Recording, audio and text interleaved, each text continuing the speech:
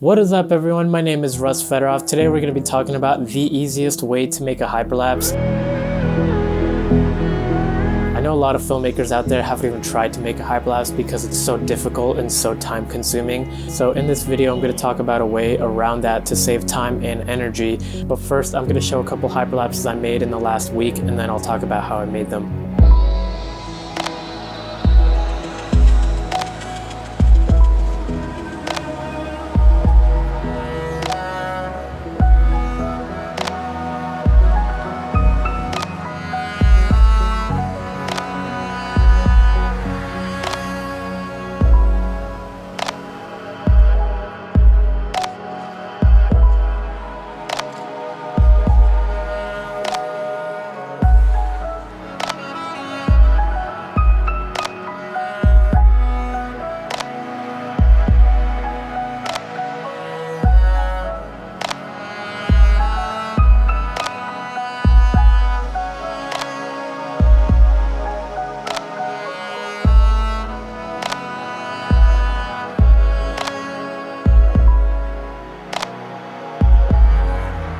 So to do these hyperlapses, it does require a gimbal. I personally have the Zion Crane 2, but any motorized gimbal out there should be able to do the trick. So the first thing I do before I even think about my settings is the location. I always try to figure out where I want to go and what I want to film before I even think about what settings I'm going to be using. For me personally, I like to go downtown most of the time. I always try to look for movement. You can take a hyperlapse of a building or an object, but in my opinion, the hyperlapses look a lot better when there's a lot of movement like cars or foot traffic. The next thing I do before I arrive at my location is I try to stabilize my gimbal as best as I possibly can. It's always a good idea to go and check your gimbal before every single shoot to see if it's perfectly stabilized. This includes all three of the axes and the calibration on your camera. I made the mistake of going out and shooting with an unstable gimbal, and even when I put my settings on lock mode, meaning the camera's not supposed to move whatsoever, it still tilted to the left, as you can see in this clip. And the reason it did that is because it was a little bit too heavy on the left side.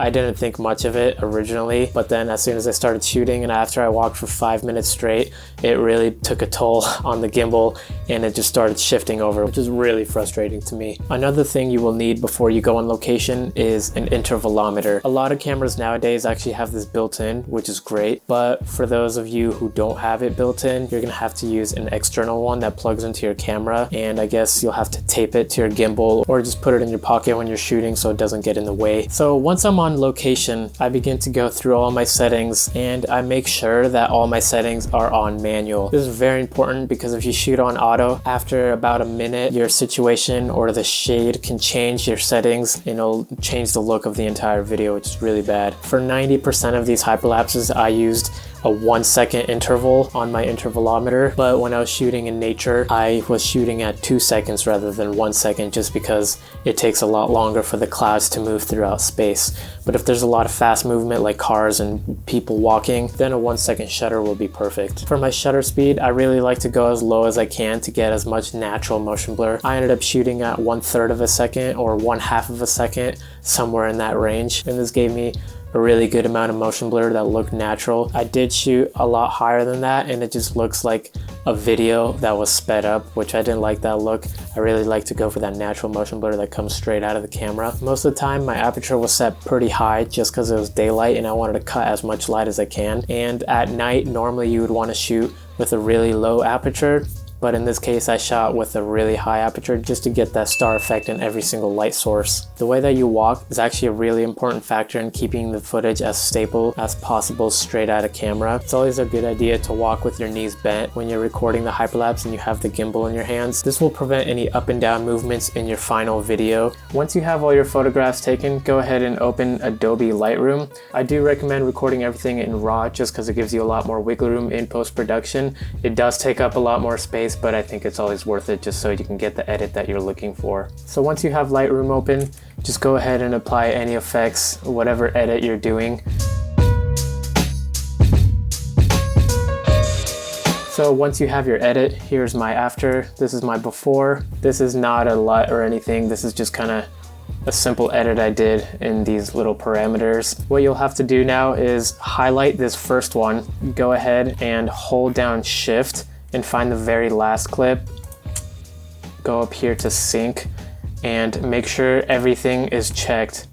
Just go ahead, check all, and then click synchronize. This is gonna take a little bit of time, but what it's gonna do is take the first edit you made on that first clip. Since all the photos are pretty similar, it's gonna go ahead and apply that one edit to all 300 images that I took, and now it's gonna look very consistent. Then what you wanna do is go ahead and click on that first one again, go ahead and find the last one, make sure to hold Shift so you can select everything. Then go to File, Export, name it whatever you like.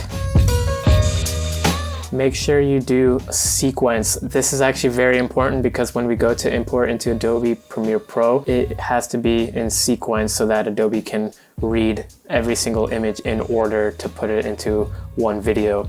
Make sure to select sequence and go ahead and click export. So once you have Premiere open, go ahead and double click on your import setting. Find where you left those hyperlapses.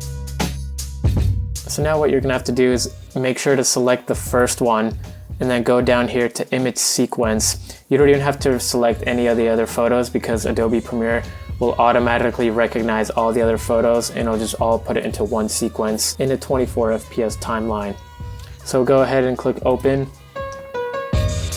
The first time I did this, I actually made a mistake. I tried to open my folder and I tried to drag everything over, and that actually doesn't work because the image sequence button will not appear. You can import them as an image, but it won't import as a sequence. So you have to make sure you go from within Premiere to open up that folder. And I usually do that just by double clicking the first one and then image sequence, and then just go ahead and open. Another thing I like to do is because my camera sensor is a 4:3 and most sensors are 4:3, I like to go ahead and modify this clip. So if you right click, go ahead to modify interpret footage.